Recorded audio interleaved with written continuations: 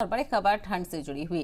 शुमाली हिंद में कड़ाके की ठंड और घने कोहरे का सितम जारी है। आज सुबह राजधानी दिल्ली के कई इलाकों में हल्का कोहरा छाया है, तो वहीं लोग परेशान हो गए हैं और सोच रहे हैं कि कितने दिनों तक और ऐसा मौसम रहेगा।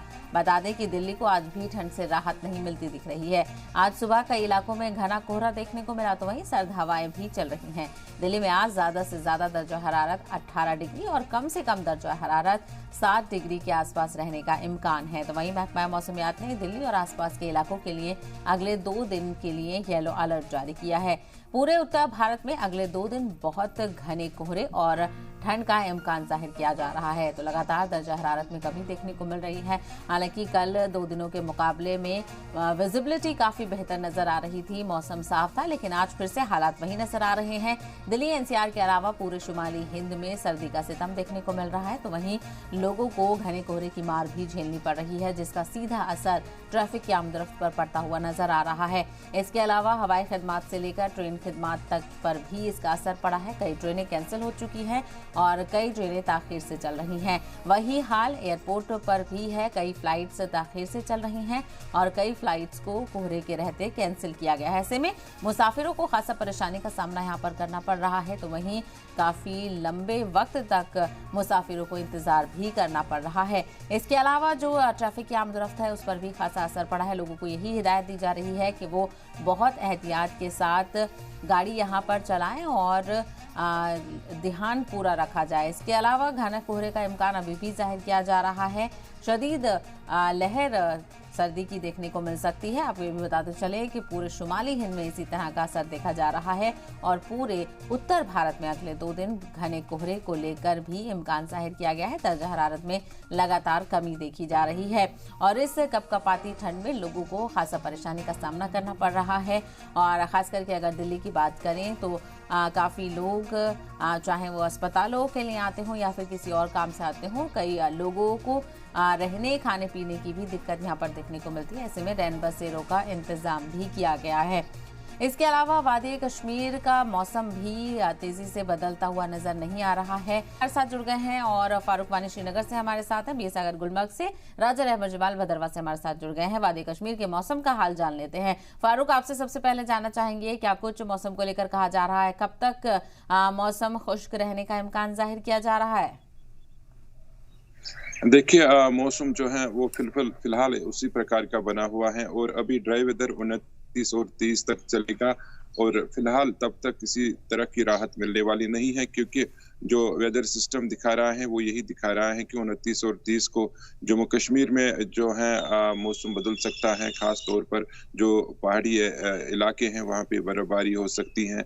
मैदानी इलाकों में हल्की बारिशें या बर्फबारी होने की संभावना फिलहाल जो है वो जताई जा रही है। इस बीच हम देख रहे हैं आज भी तेज हवाई चल रही हैं। सुबह से श्रीनगर में भी ठंडी हवाई चल रही है। कल रात भी यही आलम बना हुआ था। ठंड काफी ज्यादा 2 दिन में महसूस की गई श्रीनगर में और दूर दराज इलाकों में भी यही हाल बना हुआ है। नदी नाले जो है वो सूख गए हैं, झील झरनों में इसका असर पड़ा है। माइनस पारा लुटा हुआ है सभी जगह पे। अगर हम दूर दराज इलाकों की बात करें या फिर जो पर्यटन स्थल है वहां पे भी इसी प्रकार का मौसम बना हुआ है। और जो विशेषज्ञ हैं उनका कहना है कि ये साल जो है काफी प्रभाव डालेगा, खास तौर पर जो किसान लोग हैं उनके ऊपर, क्योंकि खेती बाड़ी जो आगे आने वाली है समर्स में, अगर ड्राई वेदर यूं ही चलता रहा तो उस पर भी असर पड़ेगा। कई सारे प्रोजेक्ट्स जो चला रहे हैं जो नेचुरल रिसोर्सेज पर हैं उनको भी, उनके ऊपर भी अब काले बादल जो हैं वो मंडरा रहे हैं। और साथ में जो अब खेलो इंडिया के 3rd एडिशन होने जा रहे हैं गुलमर्ग में, वो भी फिलहाल जो है अब लग रहा है कि नहीं हो पाएंगे, क्योंकि अब उस तरह की बर्फबारी नहीं हुई है। ठंड का असर देखा जा रहा है, तो वहीं मौसम खुश्क होने का असर काफी चीजों पर पड़ता हुआ नजर आ रहा है। राजा रहबर अलग अलग जगहों पर देखा जा रहा है कि जो मामूल के मुताबिक चिल्ला कला के वक्त में काम नहीं होते थे, इस वक्त वो भी जम्मू कश्मीर में देखे जा रहे हैं। लोग अपनी खेती बाड़ी में और दूसरे कामों में भी मुलव्वस नजर आ रहे हैं, क्योंकि मौसम खुश्क है। शदीद सर्दी को लेकर, खास करके बारिश और बर्फबारी को लेकर लोगों में मायूसी देखने को मिल रही है।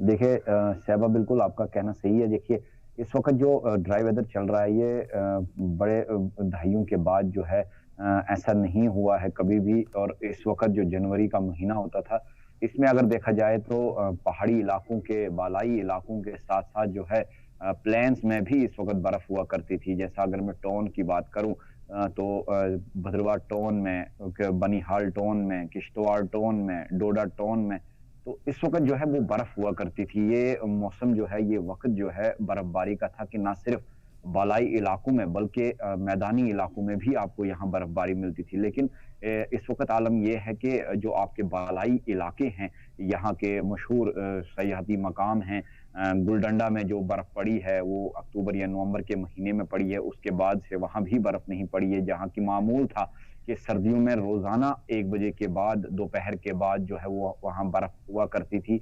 उसके बाद पदरी मीडो है, वहाँ भी वैसा ही आलम हुआ करता था। लेकिन इस बार ये जो ड्राई वेदर चल रहा है, कहीं भी बर्फ़बारी जो है रिकॉर्ड नहीं की गई। वहीं किश्तवाड़ के सिंथन टॉप में जो है वो बर्फ़बारी देखी गई है, पिछले दिनों भी वहाँ बर्फबारी हुई है।